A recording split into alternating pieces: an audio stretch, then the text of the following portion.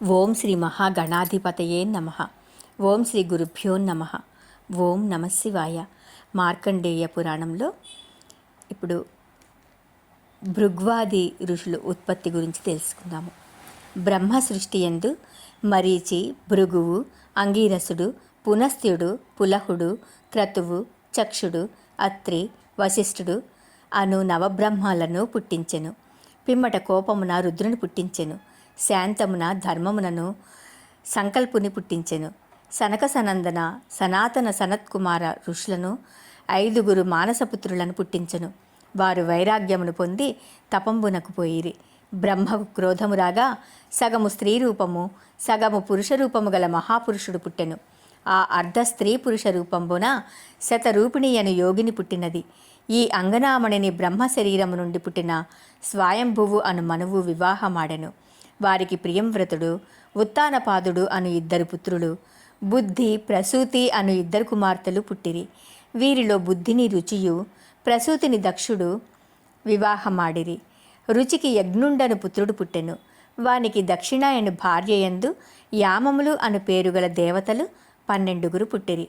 దక్షునకు ప్రసూతియందు శ్రద్ధ, లక్ష్మి, ధృతి, తుష్టి, మేధ, క్రియాబుద్ధి, లజ్జ, వశస్సు, శాంతి, సిద్ధి, కీర్తి, ఖ్యాతి, సత్యసంభూతి, స్మృతి, ప్రీతి, క్షమ, సంపతి, అనసూయ, ఊర్జ, స్వాహ, స్వధ అను 24 పుత్రికలు పుట్టిరి. అందు మొదటి 3 ధర్ముండను, తక్కిన వారిని క్రమముగా భృగువు, మరీచి, అంగీరసుడు, పులస్త్యుడు, పులహుడు, క్రతువు, అత్రి, వశిష్ఠుడు, అగ్ని, పితరులను పెళ్ళియాడిరి. ధర్మునకు గల 3 భార్యల వలన కామము, పుణ్యము, పాపము, సుఖము, దుఃఖము, ధర్మము, అర్థము, మాయ, దారిద్రము, మత్సరము, భయము, నరకము, ఆర్జనము, వ్యాపారము మొదలగు సంతానములు కలిగెను. పిమ్మట బ్రహ్మకు దుస్సహుడు పుట్టెను. దుస్సహుడు పుట్టుట గురించి తెలుసుకుందాం. బ్రహ్మ వలన పుట్టింపబడిన తమోరూపము గల దుస్సహుడు భయంకరాకారము కలిగి లోకములందు గల జంతుజాలమును మృంగుచుండెను. బ్రహ్మాది చూసి నివారించి, ఓ దుస్సహ, నీవు లోకములందు గల జంతుజాలమును మృంగదగదు. నీవు నివసించుటకు దుర్మార్గుల ఇళ్ల యందు నుండుటకు ఏర్పరిచితిని. దుర్మార్గుల ఇళ్ల యందు నివసించుచు నిత్య కర్మానుష్ఠానములు విఘ్నము చేయుట యందు బలము కలిగి సాలెపురుగు నేసిన వస్త్రంబులు ధరించుచు సాలెపురుగు పాకిన కుక్క, పిల్లి, దుష్ట స్త్రీలు, ముట్టిన పదార్థములు, మట్టి కుండల యందు నిలవ ఉన్న పదార్థములు, నోటితో ఊదబడిన పదార్థములు, నాలిక చేత నాకబడిన వస్తువులు, వైశ్య, దేవాది క్రియలు లేని అన్నము నీవు ఆహారముగా తీసుకొనుము.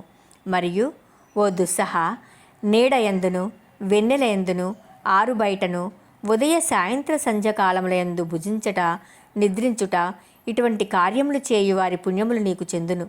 అశ్రద్ధగా చేయు హోమము, స్నానము చేయక అశుచిగా ఇచ్చిన దానము, పదార్థములు దూషించి ఇచ్చినట్టిని స్నానము చేసి నీరు లేకుండగా ఇచ్చిన దానములు, ధర్మములు నీకు చెందును. కోపము కలవాడు, వ్యాధి కలవాడు ఇచ్చిన దానములు నీకు చెందును. పుట్టలు గలవి, రాత్రి దీపము లేని, ఉదయం సాయంత్రము శుద్ధి చేసి ముగ్గు పెట్టనివి, నెయ్యి, తేనె, రాగి పాత్రలు లేని గృహంబులు నీకు ఆధీనములగును. 3 ఆవులు, 3 విధవ స్త్రీలు, 5 మతము గల మగవాళ్ళు, 1 గొర్రె, 2 గేదెలు, 3 ఎద్దులు, 6 గుర్రములు, 7 ఏనుగులు గల గృహంబుల నివసించుము.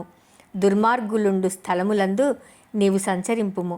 సదాచార సంపన్నులను, శ్రీ మహాలక్ష్మి నివాసములు నీవు ప్రవేశించవద్దు అని చెప్పి బ్రహ్మ అంతర్ధానము పొందెను.